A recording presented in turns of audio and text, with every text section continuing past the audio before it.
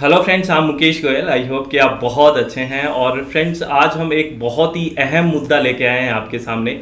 और ये आपका ही मुद्दा है बेसिकली, क्योंकि जिस एग्ज़ाम की हम तैयारी कराते हैं यूजीसी नेट जेआरएफ की, और कई सालों से हम तैयारी साथ मिलके कर रहे हैं। और आपको पता है कि इस एग्ज़ाम में ज़्यादातर जो है वुमेन कैंडिडेट्स बहुत हैं, जो चाहे वो मैरिड हैं है या फिर वर्किंग वुमेन है। और वो बहुत ही ज़्यादा, मुझे लगता है, जो मेरे पास इतना कुछ सालों का एक्सपीरियंस है, मैं पढ़ा रहा हूँ, तो कि बहुत सारी वुमेन ऐसे कहते हैं सर मैनेज नहीं हो रहा, कि शादी के साथ ये सारी चीज़ें कैसे मैनेज करें, छोटे बच्चे हैं या वर्किंग हैं। नो डाउट वो बहुत ही बिजी हैं, बहुत काम करते हैं, पूरी चीज़, घर को भी संभालना, हर चीज़ को संभालना एक अहम मुद्दा है।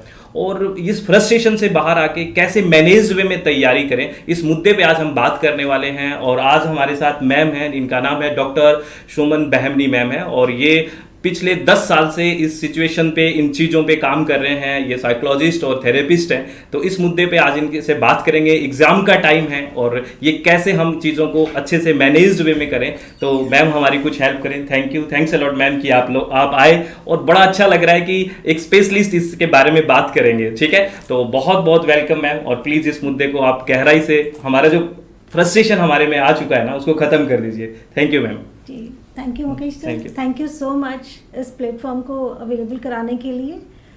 हम देखते हैं जनरली कि एग्ज़ाम, जब देखते हैं कि एग्ज़ाम सेंटर पूरा भरा हुआ है, बहुत सारे बच्चे हैं हमारे बीच, तो फीमेल्स और मेल, हम देखते हैं कि ठीक है, इक्वालिटी का टाइम है कि उसी एग्ज़ाम के लिए हमारे पास फीमेल कैंडिडेट है और मेल कैंडिडेट भी है। बट प्रॉब्लम दोनों की अलग अलग रहती है, अगर हम इस चीज़ को गहराई से समझें।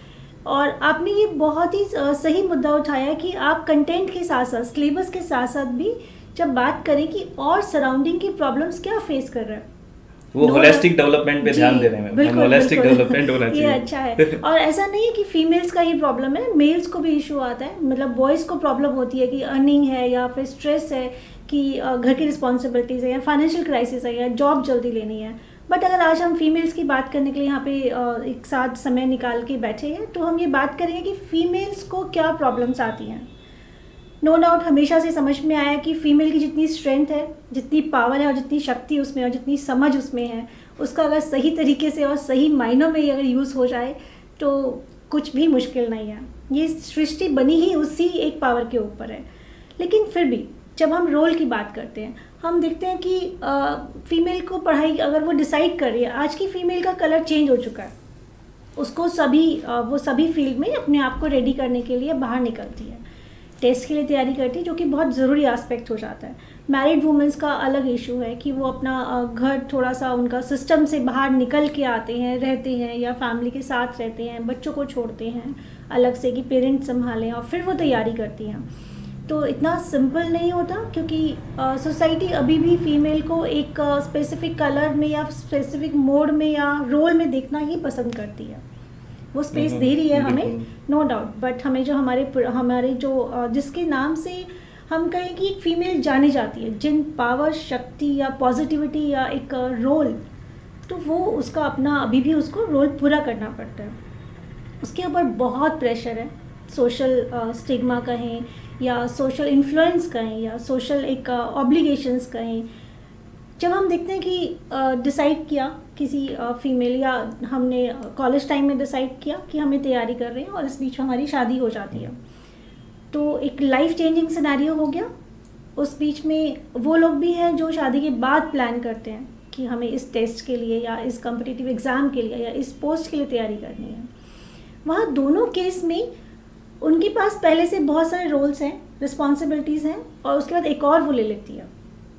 सभी लोग साथ दें फैमिली के, ये साथ होते हुए भी फीमेल को समझना पड़ता है कि उसके ऊपर ये प्रेशर रहता है कि मुझे प्रूव करना है अपने आप को कि ये जो टेस्ट है, ये मैं इसके लिए खड़ी हुई हूँ, या इस टास्क को मैंने अगर चूज़ किया है तो मुझे उसको पूरा करना है। ऐसा कुछ मेल के साथ नहीं होता है, बॉयज़ का होता है कि ठीक है, अगर मान लो इस सिनेरियो में नहीं फिट बैठे तो सिनेरियो चेंज कर सकते हैं। बट अगर हम बात करें फीमेल के एस्पेक्ट पे, ये थोड़ा मुश्किल है अभी भी, क्योंकि जब वो कॉम्प्रोमाइज़ करके, वो घर वाले बोलते हैं कि हमने टाइम दिया, घर वाले बोलते हैं हमने इनके काम को शेयरिंग में डाला कि भाई ये काम, रिस्पॉन्सिबिलिटीज़ को हम शेयर कर रहे हैं, तो हमारे ऊपर प्रेशर बढ़ जाता है कि हमें उन सबको प्रूव भी करना है, रिजल्ट उनको भी देना है। ये सिर्फ रिजल्ट हमारा नहीं है, बिल्कुल बिल्कुल। ये हो गया। दूसरा अगर हम बात करें मेंटल और फिजिकल हेल्थ, मेंटल हेल्थ अपना एक अलग रोल प्ले करती है, फिजिकल हेल्थ अपना एक अलग रोल प्ले करती है। आप देखेंगे ये कॉम्पिटिटिव एग्जाम में आपके पास जो बैच होता होगा जनरली वो 24 से लेकर 35 के बीच में वेरी करता होगा। हाँ, और कुछ Age स्टूडेंट तो 45-50 के भी हमारे पास हाँ, है, तो ये बहुत उनके रिस्पॉन्सिबिलिटी लिए वाली तो एज आ गई। बिल्कुल उनके लिए तो बहुत ही और थोड़ा चैलेंजेस हम्म। ज़्यादा बढ़ जाते हैं। बट इस एज में भी जब फीमेल को सेटल होना है, अपनी मैरिड लाइफ में सेटल होना है, बच्चे प्लान करने हैं, और दूसरा कि अगर हम देखें कि एक नए इन्वायरमेंट में सेट होना है, नए कल्चर में सेट होना है, अपने घर को छोड़कर वो दूसरे घर में आ रहे हैं, उसके साथ साथ पढ़ाई, तो थोड़ा सा डिफिकल्ट नहीं, एक्स्ट्रा मतलब मैं कहूँगी एफर्ट्स के साथ लगता है बिल्कुल। कि थोड़े से एक्स्ट्रा एफर्ट्स, लेकिन अगर जब वही सक्सेस होते हैं तो वो पूरी सोसाइटी को चेंज कर पाते हैं, एग्जाम्पल भी वही सेट करते हैं। अब बात यहाँ आती है कि अगर हम देखें कि उनको प्रॉब्लम्स जो हैं उसमें हम हेल्प कैसे करें, या हम देखेंगे वो किस तरीके से कमज़ोर, आई थिंक आप मुझे बता पाएंगे कि अगर आपकी क्लास में 100 फीमेल्स हैं इस एज कैटेगरी की, तो 40% तो आपका जो होगा मतलब स्टूडेंट नंबर होगा वो छोड़ ही देता होगा एक टाइम के बाद। हाँ, एक टाइम के बाद छोड़ देता है, मतलब तैयारी एक करना। अटेम्प्ट दे दिया, 2 अटेम्प्ट हाँ। दे दिया, उसके बाद वो छोड़ता है कि ये सोचता है कि सोशल प्रेशर उस पर होता है कि भाई नहीं मुझसे नहीं हो नहीं पाएगा, होगा। और बहुत सारी चीज़ों को जवाब देना होता है, एक तो 2 फैमिलियों को जवाब देना होता है, वो बिल्कुल, बड़ा रिस्पॉन्सिबिलिटी वाला मुद्दा होता है, तो बहुत से निराश होकर छोड़ देते हैं। हाँ, बिल्कुल। और या फिर उनके फैमिली की और ज़्यादा मतलब हम कहें रिस्पॉन्सिबिलिटीज, क्योंकि वो एज वाइज एज तो बढ़ी रही होती है, डे बाय डे आपके बच्चे भी साथ में बड़े हो रहे हैं, प्लान करने हैं, तो ये सब भी चीज़ें आती हैं। लेकिन फीमेल को थोड़ा सा प्लस पॉइंट जो गॉड गिफ्टेड है कि वो थोड़े एफर्ट में अच्छा रिजल्ट दे पाती है। ये सुन लो हम सारी फीमेल्स, आप अगर थोड़ा एफर्ट्स वो मन से करो तो ज़्यादा अच्छा रिजल्ट दे हम सकते हैं। लोगों को मतलब ये है गॉड ग्रेस, अगर मैं इसको कहूँ कि अगर हम उन अपनी पावर्स और उन स्ट्रेंथ को पकड़ के रखें तो हम समझेंगे कि 2 एलिमेंट या 2 क्रिएचर्स, एक मेल और एक फीमेल, तो फीमेल स्ट्रेंथ वाइज अपने एरिया में स्ट्रांग है, तो फीमेल जहाँ एफर्ट लगाती है वहाँ बेटर रिजल्ट्स दे पाती है थोड़े से एफर्ट से। समझना सिर्फ इतना है कि हमें एक बार को वो सराउंडिंग से इफ़ेक्ट नहीं होना। मैं जब अपने करियर में बात करती हूँ अपने क्लाइंट से कि आपका रिलेशनशिप साइकोलॉजिस्ट के तरह पे अगर मैं अपने आप को प्रेजेंट करूँ, तो जब हम देखेंगे रिलेशन डजंट मीन कि 2 लोग, 2 कपल्स या 2 अनमैरिड कपल्स या 2 पड़ोसी, नहीं, मैं बात करती हूँ कि आपका रिलेशन आपके समय के साथ, आपके सराउंडिंग के साथ, आपका खुद के साथ कितना इम्पॉर्टेंट है वो। जब आप खुद को इम्पोर्टेंस देंगे, खुद को टाइम देंगे, हम लोग ना फीमेल प्लानिंग करती हैं सारे दिन की कि आज सुबह ये बनाना है, आज इतने बजे ये होना है, इतने बजे ये होना है, हम प्रायोरिटीज में फैमिली की चीज़ों को रखते हैं। बिल्कुल बिल्कुल, तभी फैमिलियाँ चल रही है। हाँ, तभी वो सस्टेन कर पाते हैं ना, एक सिस्टम दिखता है कि मतलब ग्रो हो रहा है, बच्चे पल रहे हैं, सब कुछ सुंदर सुंदर सुंदर सुंदर दिखता है। लेकिन अगर उसमें 5%, ओनली 5% एफर्ट्स आप अपनी पढ़ाई की प्लानिंग में लगा रहे हैं प्रायोरिटी वाइज, तो वो बहुत अच्छा रिजल्ट देगा। हम जनरली मेरा खुद का ये रहा है, जब मैं होती थी अपने टाइम पे कि हमने जब कोचिंग ले रहे हैं तो वहाँ पे ज़्यादातर फीमेल्स कुछ परसेंटेज के डिफरेंस से रह जाती थी। बिल्कुल ऐसा ही रहता है। मेल अगर रहता है तो ऐसा नहीं है नेगेटिव, बट उनका डिफरेंस या तो वो बियॉन्ड की भी क्लियर कर गई और अपना ठीक या तो आर या थोड़ा सा पीछे, बस ये वाला बात है, मतलब रिजल्ट के क्लोज नहीं होते हैं।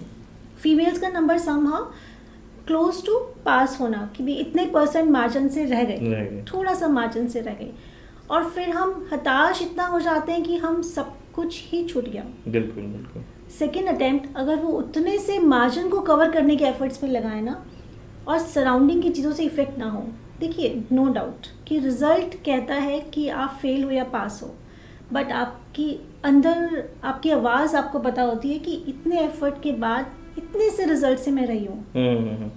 और वो सिर्फ रिजल्ट पढ़ाई का नहीं होता। मैम हमने बात की कि सराउंडिंग की चीज़ों से हम अफेक्ट ना हो, तो कैसे बचे, क्योंकि आप एक फ़ीमेल हैं, बहुत अच्छे से चीज़ों को जानते हैं कि आपको पता है कितनी रिस्पॉन्सिबिलिटीज होती बिल्कुल, हैं, बिल्कुल। तो वो इफेक्ट जो आता है वो इफेक्ट से बचा कैसे जाए, उसका क्या एक सॉल्यूशन है कि हम कैसे मैनेज करें जो फीमेल्स हैं वो? देखिए आपने बहुत सुंदर ये पूछा, क्योंकि जब हम देखते हैं कि एक फीमेल अपने करियर के लिए प्लान करके जब आ ही गई है कि मैंने फॉर्म भर दिया और मुझे इसके एग्ज़ाम की तैयारी करानी है, तो 70% काम तो हो चुका है उसके हिस्से का।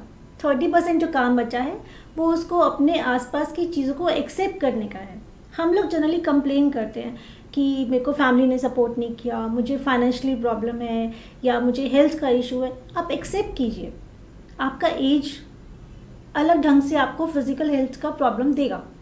आपका मेंटल हेल्थ का मतलब कि कोई पड़ोसी कह दे, कभी फैमिली वाले बोल दें, या कभी आपने कोई आर्टिकल पढ़ लिया जिससे कि आप थोड़ा सा डिसअपॉइंटेड हो गए, तो आप उसको रियलिटी को समझें। वो रियलिटी ज़रूरी नहीं है आप पे फिट बैठ रही हो। बिल्कुल बिल्कुल, है ना, सच्चाई है। बहुत सी फीमेल्स तो पढ़ नहीं पा रही, बहुत सी फीमेल्स बाहर नहीं निकल पा रही। आप उस सच्चाई को समझो कि एटलीस्ट आप यहाँ पे हो। हम लोग डिमांड करते हैं ये होना चाहिए, हम जो है उसको एक्सेप्ट नहीं करते। हाँ, मतलब हम ये सोचते हैं कि ये हो जाएगा तो पढ़ेंगे, ऐसा हो जाएगा तो करेंगे, वो कभी होता नहीं है। वो कभी नहीं होता। और आप देखिए एक फीमेल के पास सराउंडिंग के सभी लोगों का सपोर्ट सिस्टम स्ट्रांग होता है अगर उसको मिल जाता है उस घर में। मेल को जॉब करनी है तो सिर्फ मेल ही जॉब करता है, कोई और उसमें हेल्प नहीं कर पाता। जब मेल एक सोशल उसमें हम जाते हैं, जॉब में जाते हैं, या हम सराउंडिंग अपना जो उसका अपना सर्कल होता है उसको 10 साल बाद का फ्यूचर प्लान करना है, तो फैमिली वाले कम सपोर्ट करते हैं। चलो आप हमारा भी पक्ष ले रहे हैं, इसके लिए थैंक यू। देखिए मैंने वही कहा ना कि रियलिटी को समझिए। बिल्कुल, रियलिटी तो यही है। नो डाउट कि फीमेल की बहुत दूर का देख पाती है, बट मेल उससे 2% तो दूर ही देख पाता है फ्यूचर। फीमेल किसी और एंगल पे काम करती है स्ट्रांगली, तो मेल किसी और एंगल पे बहुत स्ट्रांग है। यहाँ जब हम बात कर रहे हैं कि हम रियलिटी को समझें जो हमारे पास है। अगर देखिए किसी बच्ची ने एडमिशन लेके वो वहाँ कोचिंग सेंटर तक पहुँच गई है, इट मीन्स कि 60% प्रॉब्लम उसकी सॉल्व हो चुकी है। जो बची 40% कौन सी बची कि एक तो उसको ये प्रेशर है कि मेरा रिजल्ट दो घरों को प्रूव करना है। ठीक है, ऐसा बिल्कुल नहीं है, क्योंकि रिजल्ट आपका खुद का ही आएगा। ये जो अलग से सोशल प्रेशर ले रखा है ना, हाँ, ये थोड़ा सा दिक्कत है। अगर वो अब नहीं लेंगे तो अभी वो है ही। बचपन में पापा ऐसा बोलते थे कि जो चीज दिखाई नहीं दे रही उसको क्यों लेना, लाइक सर्दी या बेइज्जती। तो ये सोशल प्रेशर तो है ही, जितना आप चाहे ले लो और जितना चाहे उसको छोड़ दो। सही है। तो इस चीज़ को समझिए कि वो तो रहेगा। 40% जो एफर्ट्स है वो सराउंडिंग डिस्टर्ब करेगी। अब हम लोगों के पास आजकल ऑनलाइन का बहुत अच्छा है ऑप्शन कि हम काम करते करते भी अपना वो सुन सकते हैं। बिल्कुल, ये तो बहुत अच्छा रिवॉल्यूशन है। अगर टेक्नोलॉजी का सही यूज किया जाए तो बहुत अच्छा। आप प्रेस कर रहे हो फॉर एग्जांपल तब सुन सकते हो, आप खाना बना रहे हो तब सुन सकते हो। बस कपड़ा मत जला देना किसी का। ध्यान से ही मतलब ना। और दूसरा, जब आप घर में किसी और अपने बच्चे को संभाल रहे हो तब सुन सकते हो। तो आपके पास टाइम, आप उसको मैनेज करना है। बस मैनेज मतलब जब आप उसको प्रायोरिटीज लिस्ट में ले आएंगे ना।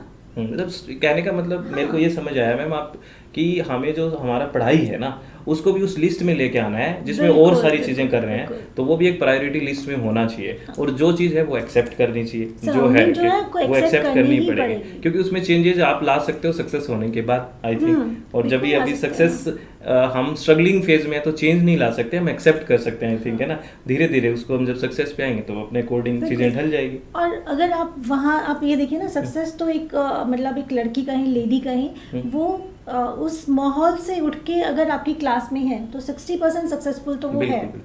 मतलब वो मेंटली तो स्ट्रांग है, मेंटली और फिजिकली भी स्ट्रांग है कि वो वहाँ तक आ पा रहे हैं और सराउंडिंग उसको हेल्प कर रही है। ठीक है, जो नहीं आ पा रहे हैं उनको नहीं मिल रही हैं वो चीज़ें। हम जब अपने आप को उन चीज़ों से कंपेयर करते हैं कि जो हमारे पास है, तो आप यकीन मानिए आपकी पावर और समझ और स्ट्रेंथ सारी ही बढ़ती है। एक्सेप्टेंस टूवर्ड्स आपकी सराउंडिंग, टूवर्ड्स योर कि आपको क्या पॉसिबिलिटी मिल रही है, वो बहुत ज़रूरी है। आप देखेंगे क्लास में जब हम होते थे तो हम भी यही कि मेरे पास स्कूटी नहीं है, मेरे को आने में दिक्कत है, कुछ बच्चे ऐसा बोल रहे हैं, या कुछ बोल रहे हैं कि मेरे को लाइब्रेरी में पे करने के लिए मेरे पास एक्स्ट्रा पैसे नहीं है। बट जो वो फीस पे कर रहे हैं उसको कभी वर्थ नहीं मान रहे। एटलीस्ट लाइब्रेरी वाली को कंसीडर कर रहे हैं, हाँ। लेकिन जो क्लास का पे कर रखा है जी, उसको नहीं होना अब वो बिल्कुल। कोई ना कोई तो उनका किराया भर ही रहा होगा ना समहाउ, बट स्कूटी वाला नहीं दे रहे हैं तो प्रॉब्लम है। तो बच्चे ऐसी ऐसी चीज़ें ढूंढते थे और उससे वो डीमोटिवेट ही होते हैं।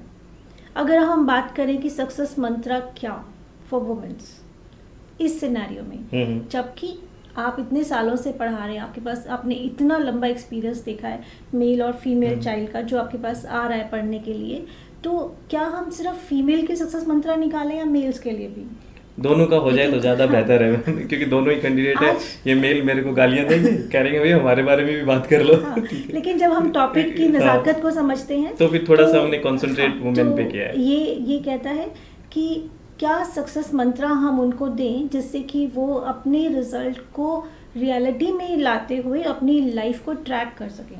बिल्कुल। सबसे पहले तो देखिए यही है कि आप जितने मार्जिन से अपने आप को पीछे समझ रहे हैं स्कोर कार्ड पे, उतने मार्जिन की ही मेहनत है। आप 80 मीटर का सफ़र था, सॉरी 100 मीटर का सफ़र मानते हैं, 80 आप तय कराए और आपने अपने आप को फेल डिक्लेयर कर दिया। ये सबसे बड़ा एक प्रॉब्लम मैं कहूँ, या बच्चे समझते हैं कि वो 80% मार्क्स को कंसिडर ही नहीं कर रहे। हाँ, वो फेल बोल देते हैं, यूँ नहीं कि मैंने 80% हाँ। कुछ अचीव किया है। हाँ। जी, अगर वहाँ से शुरू करें तो 20% का ही तो आपको नेक्स्ट उसमें काम करना है, हाँ, वो कॉन्फिडेंस देगा उसको। क्योंकि बीइंग ए स्टूडेंट हम इस चीज़ को देखते आए हैं। अब रही बात कि एज ए फीमेल क्या, जो फैमिली भी चला रही है, जो सोसाइटी की भी मैनेज कर रही है कि वो लेट नाइट तक बाहर नहीं आ सकती, या फिर वो एक्स्ट्रा आवर्स कहाँ पे दे पढ़ाई के, घर पे कुछ और चीज़ें हैं, तो उनके पास जो है पहले वो उसको स्ट्रेंथ बनाएं, उसको कंसिडर करें, उसको वैल्यू करें। उसके बाद देखें कि अपना टाइम मैनेजमेंट हम हर चीज़ के लिए, क्योंकि देखिए एक्सपीरियंस तो एक नए घर में आने का, फिर आपकी फैमिली में बच्चे ऐड होने का, तो वो भी तो टाइम मैनेजमेंट ही है। बिल्कुल है।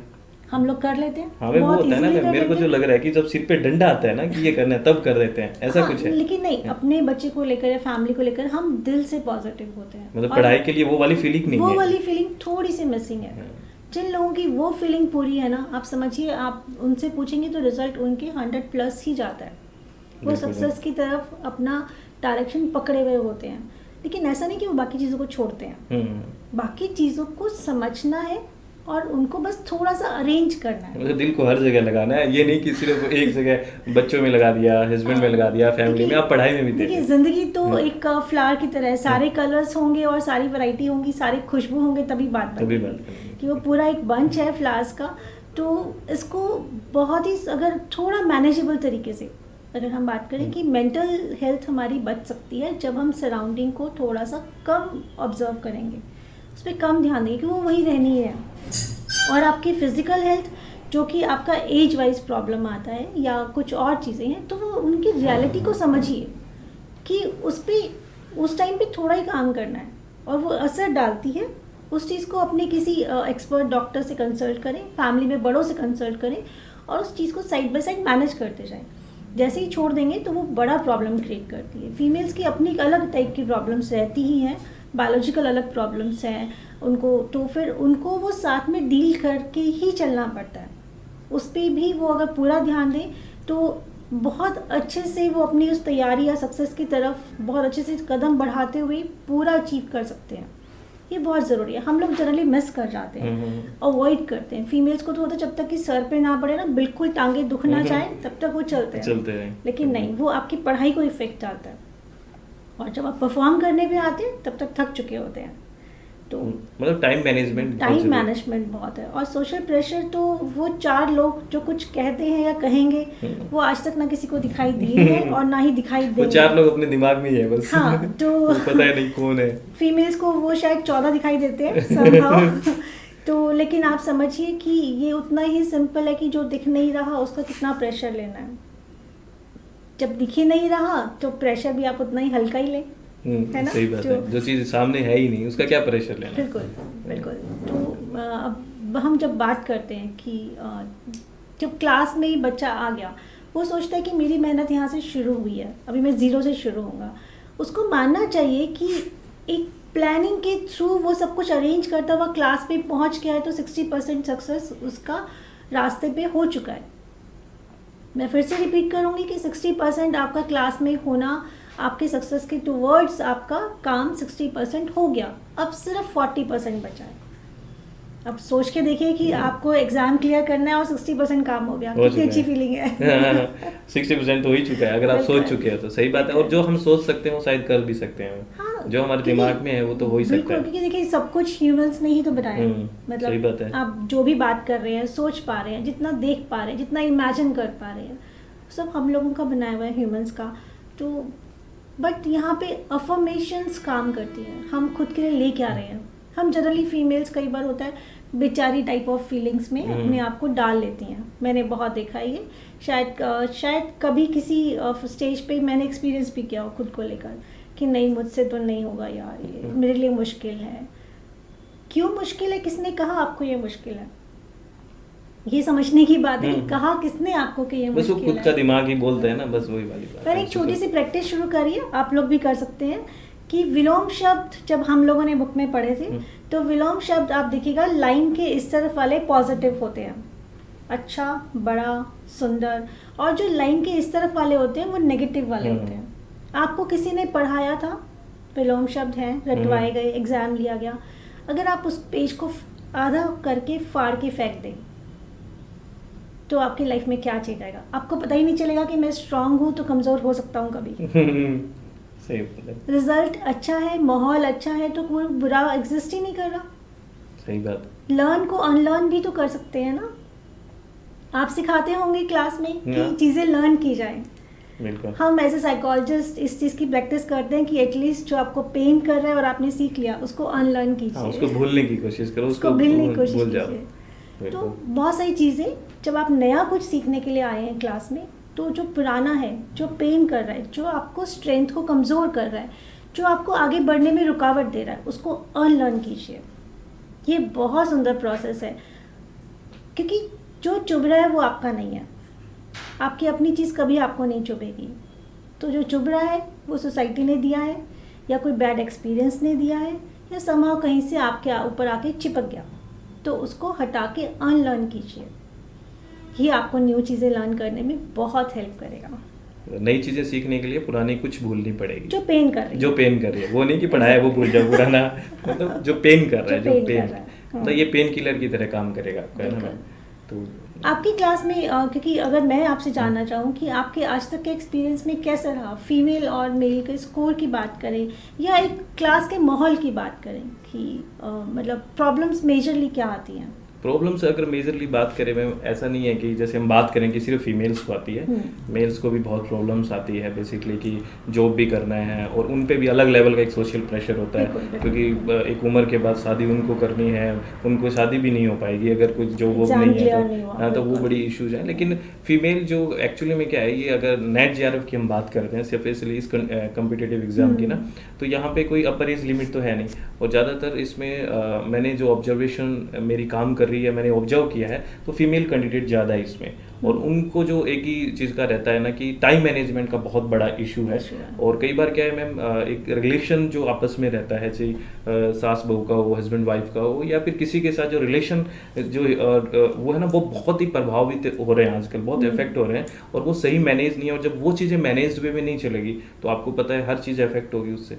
तो वो चीज़ें, तो पहले तो हमें रिलेशन जो हमारे हैं किसी के साथ भी हो, वो भी एक तरह से प्योरली सही से रहें, वो तब चीज़ें शायद बहुत बेहतर तरीके से होगी।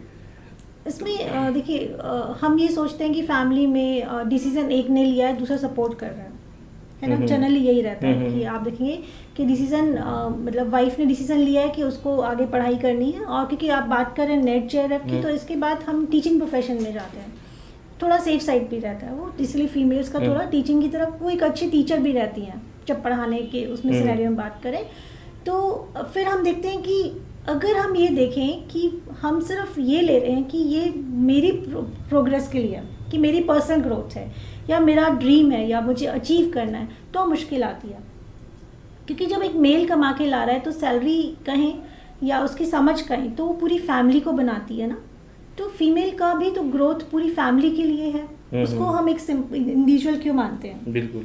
यहाँ से चीज़ें आती हैं।